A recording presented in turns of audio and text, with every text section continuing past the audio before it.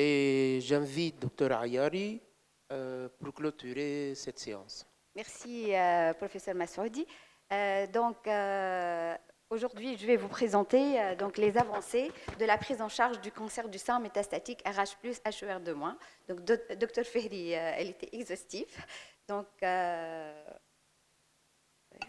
vais vous en parler donc, de la première ligne, de la deuxième ligne et au-delà. Voilà. Donc, quelques définitions, première ligne, puis la deuxième ligne. Donc, pour les petites définitions, donc, la crise viscérale, juste pour préciser que c'est un dysfonctionnement viscéral grave, symptomatique, avec répercussions biologiques qui est reflet d'une progression tumorale rapide. Donc, la seule présence de métastases viscérales n'est pas suffisante pour définir une crise viscérale. Donc, la résistance primaire a été donc, bien définie avec Dr Fehri, l'insensibilité au traitement hormonal, ainsi que la résistance secondaire à l'hormonothérapie. Donc, quels sont les biomarqueurs nécessaires pour définir le traitement? Donc, tout d'abord, il faut définir le statut tumoral des récepteurs aux oestrogènes, le statut tumoral de la protéine HER2, le statut germinal des gènes BRCA1 et BRCA2. Donc, le statut tumoral du gène ECR1 à partir de la deuxième ligne en cas de progression hormonothérapie et le statut de la voie métabolique PI3K-AKT également en cas de progression. Donc, le statut des récepteurs hormonaux et HER2 doit être évalué sur la maladie métastatique. Pourquoi? Parce qu'il y a une discordance entre le statut de la tumeur primitive et de la maladie métastatique. Donc, il est recommandé de considérer la prescription d'une hormonothérapie si les récepteurs aux hormones sont positifs sur au moins un des prélèvements. L'hormonothérapie, donc c'est le traitement de première intention à l'exception d'une maladie agressive avec une crise viscérale. Donc, s'il y a une crise viscérale, ce sera la chimiothérapie pour avoir une réponse rapide. Donc, l'hormonothérapie de la patiente ménopausée, elle suit les mêmes règles que l'hormonothérapie de la patiente ménopausée après suppression ovarienne, ainsi que pour le sexe masculin. Donc, l'association d'une chimiothérapie avec hormonothérapie n'est pas recommandée. L'hormonothérapie doit être poursuivie jusqu'à la démonstration d'une progression de la maladie par la symptomatologie, par l'examen clinique, par l'imagerie. Donc, la seule augmentation du marqueur ne suffit pas pour affirmer la progression. Donc, la première ligne chez une patiente hormonosensible, c'est l'association d'une hormonothérapie avec inhibiteur de cycle cellulaire. Donc, ça a été bien expliqué. Donc, en biologie, l'association entraîne un doublement de l'efficacité avec une bonne tolérance. Donc, l'ESMO recommande en première ligne un inhibiteur de cycle cellulaire associé à une hormonothérapie. Donc, anti-aromatase pour les malades hormonosensibles et fulvestrant en cas de maladie hormonorésistante. Pourquoi? Parce qu'il y a 5 essais de phase 3 en première ligne qui avaient démontré un bénéfice significatif en termes de survie sans progression. Donc, il y a le Paloma 2 avec le palbociclib plus anti-aromatase chez les patientes en post-ménopause, Monalisa 2 avec le ribociclib en post-ménopause, Monarch 3 avec abimaciclib, Monalisa 7, donc ça, c'est les nouveautés, c'est pour les patientes en pré-ménopause associées à une anti-aromatase ou tamoxifène pour des patientes qui ont eu une castration chimique et la Monalisa 3 également, donc pour les patientes en première ou en deuxième ligne. Donc, survie sans progression significative dans les 5 essais, il n'y a pas photo, avec un hazard ratio à 0,5, doublement de la PFS. Donc, avec une amélioration également de la survie globale et qui était statistiquement significative avec les 3 études Monalisa associant le ribociclib à une hormonothérapie. Donc, on dépasse les 5 ans de médiane de survie globale. Donc, Monalisa 2, 63,9 mois versus 51. Monalisa 3, 67,6 mois. Et Monalisa 7 pour les patientes en périménopause, 58,7 mois. Donc, plus de 5 ans et demi de survie globale avec une hormonothérapie en première ligne. Maintenant, qu'en est-il du recours à la chimiothérapie si on associe un inhibiteur de cycle cellulaire en première ligne? Donc, le temps jusqu'à chimiothérapie a été retardé dans les 3 études avec le ribociclib, donc 4 ans ou plus. Donc, une patiente métastatique qui est sous hormonothérapie plus de 4 ans n'a pas eu de chimiothérapie, c'est très important. L'analyse de ce groupe également en faveur de l'association.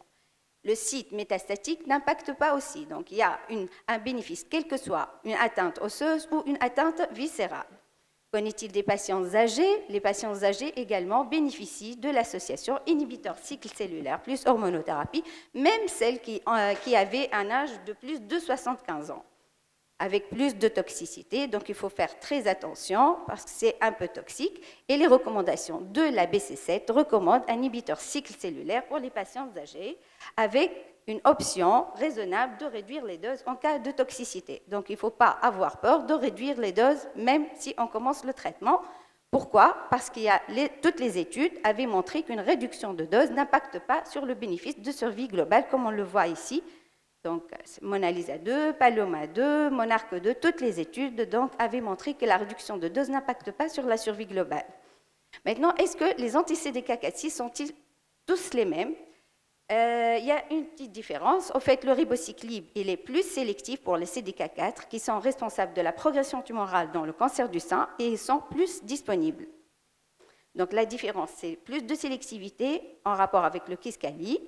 Donc, le profil de toxicité il est également un peu différent. Donc, de tox hémato avec ribo et palbo. L'abimaciclib, plus de toxicité digestive, donc il y a plus de diarrhée. Et attention à la prolongation de QT avec le ribociclib. Surtout si on associe à une interaction médicamenteuse avec des médicaments qui peuvent prolonger le QT, tels que le tamoxifène. Attention au pamplemousse également. Et plus de toxicité hépatique aussi avec le ribociclib. Donc parfois on associe des statines qui peuvent également majorer cette toxicité hépatique. Donc profil de tox un peu différent qu'il faut faire attention. Cependant, donc c'est gérable. C'est prévisible, c'est gérable et c'est réversible. En réduisant les doses, donc on peut gérer ces toxicités secondaires. Donc, qu'en est-il de la qualité de vie? Eh bien, la qualité de vie, elle était préservée dans MONALISA 2 en première ligne, MONALISA 3 chez les patientes en post-ménopause et elle était même améliorée pour les patientes en pré-ménopausée dans l'étude de MONALISA 7. La qualité de vie, c'est très important pour les patients, voire même que le bénéfice sur la survie globale. Donc, qu'en est-il maintenant de la séquence thérapeutique? Est-ce qu'on fait inhibiteur cycle cellulaire, hormonothérapie, puis fulvestrant, ou bien on fait anti-aromatase et après on fait l'inhibiteur cycle cellulaire? Donc, l'étude Sonia a essayé de répondre à cette question. Donc, randomisation, anti-aromatase cycle inhibiteur CDK4/6, puis fulvestrant versus anti-aromatase, fulvestrant, inhibiteur cycle cellulaire.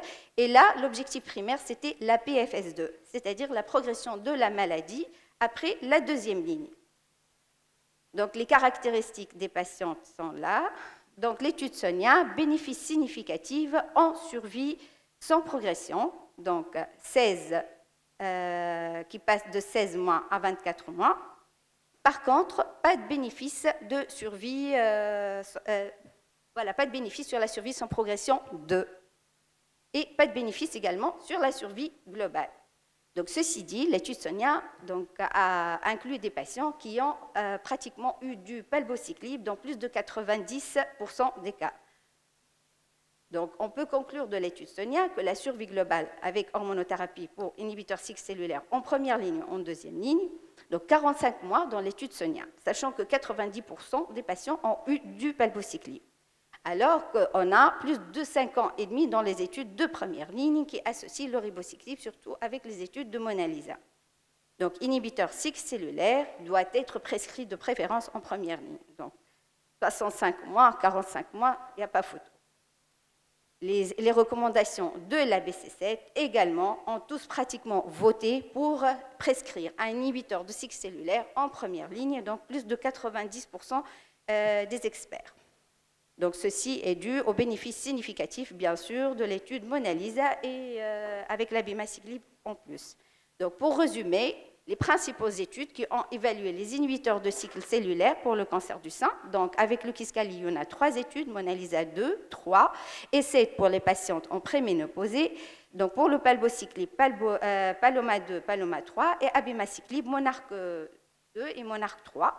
Donc, tous étaient significatifs en termes de PFS. Donc, il n'y a pas photo. Et pour la survie globale, elle était significative essentiellement avec le Kisqali dans les 3 études MONALISA. Donc, pour conclure, pour les inhibiteurs cycle cellulaire en première ligne, donc il n'y a pas d'études randomisées qui comparent les trois molécules. L'association inhibiteur cycle cellulaire à une hormonothérapie, elle permet une amélioration significative en PFS, aussi dans la population hormonosensible que dans la population hormonorésistante. Et en première ligne, donc une amélioration significative en survie globale a été démontrée avec le ribociclib, et le bénéfice qui est apporté avec l'inhibiteur cycle cellulaire existe, quel que soit l'âge de la patiente et quel que soit le site tumoral. Donc le bénéfice persiste également en cas de réduction de dose. Donc idéalement, inhibiteur cycle cellulaire doit être prescrit en première ligne associé à un anti-aromatase pour permettre la prescription du fulvestrant en deuxième ligne. Donc, les recommandations de NCCN recommandent les trois molécules en première ligne et classent en catégorie 1 le ribociclib du fait du résultat significatif en termes de survie globale sur les trois études, et ce, en fonction, quel que soit le partenaire endocrinien et quel que soit le statut ménopausique ou non.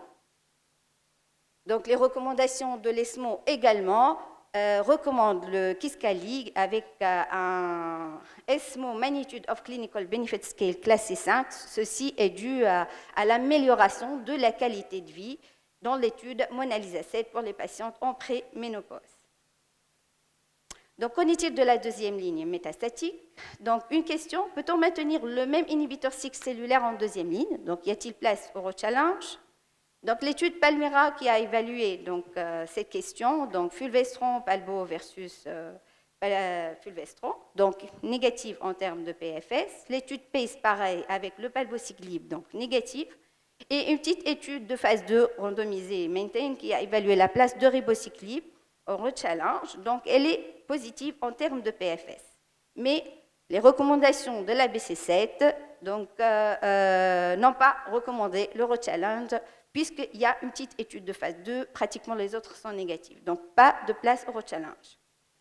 Si l'inhibiteur CDK4/6 n'a pas été prescrit en première ligne, est-ce qu'on peut le prescrire en deuxième ligne? Oui, donc parce qu'il y a une amélioration de la survie sous progression avec ces études, MONALISA 3, MONARCH 2 et PALOMA 3, donc avec une amélioration de la survie globale. Donc, après une hormonothérapie de première ligne à base d'anti-aromatase, la stratégie va se construire autour du fulvestrant en deuxième ligne. Mais quel est le meilleur partenaire au fulvestrant? Donc, il y a la voie métabolique Pi3K AKT-mTOR, comme on voit ici. Donc, l'activation de cette voie est une principale voie métabolique qui participe à la prolifération tumorale et à la résistance aux traitements antitumoraux. Donc, cette voie métabolique, elle est activée dans 20 à 40% dans les cancers du sein RH+, HER2- en progression. Et puis, son activation est un facteur de mauvais pronostic. Donc, de ce fait, il y a plusieurs molécules qui vont cibler donc, cette voie, à savoir l'inhibiteur d'AKT avec le cabivasertib, les inhibiteurs de mTOR avec l'éverolimus, les inhibiteurs de Pi3K et donc, comme l'alpilizib. Donc, il y a l'étude Bolero 2 qui a évalué la place everolimus exemestane versus exemestane, amélioration significative de la PFS, sans bénéfice significatif sur la survie globale, avec plus de toxicité. Donc, il faut faire très attention aux toxicités, surtout aux sujets âgés. Donc, d'autres études ont évalué la place de l'éverolimus. Donc, oui, il y a aussi les SERD oraux, à savoir l'élacestran. Donc, le SERD oral, c'est un anti-oestrogène, donc plus efficace que les anti-aromatases. Donc, élacestran versus traitement selon l'investigateur. Donc, il y a un bénéfice significatif sur la population générale et surtout pour la population qui présente une mutation ECR1. Donc, pour les patientes également qui présentent une mutation BRCA, donc il y a une place aux inhibiteurs de PARP en deuxième ligne, donc l'étude Embraca, il n'y a pas photo, il y a une amélioration de la PFS, même l'analyse de ce groupe, c'est en faveur de l'association. Il y a également une place à la chimiothérapie conventionnelle. Donc, si on épuise toutes les options en thérapie ciblée, donc on peut proposer la chimiothérapie, à savoir la capacitabine, donc, qui montre également une amélioration. Donc, plusieurs options thérapeutiques sont proposées en phase métastatique pour le cancer du sein RH+. Donc, l'hormonothérapie, donc il y a les 5 classes SERM, SERD, inhibiteurs d'aromatase, associés à une thérapie ciblée telle que l'inhibiteur de cycle cellulaire ou l'inhibiteur de mTOR ou l'inhibiteur de Pi3K. et à la place également aux inhibiteurs de PARP et la chimiothérapie conventionnelle. Les perspectives aussi pour les HER de l'eau, donc si on a HER 1 ou 2 ou ultra low, donc il y a place aux ADC. Il y a également les CERCA, les PROTAC, et puis les perspectives, c'est les ctDNA. Donc on peut prévoir, si la patiente va présenter une mutation OCR1, on peut commencer rapidement le traitement par fulvestrant ou elacestrant. Donc, voici les recommandations de l'ESMO en deuxième ligne. Donc, on est passé d'un référentiel historique qui était très pauvre, donc à un référentiel actuel qui est très riche.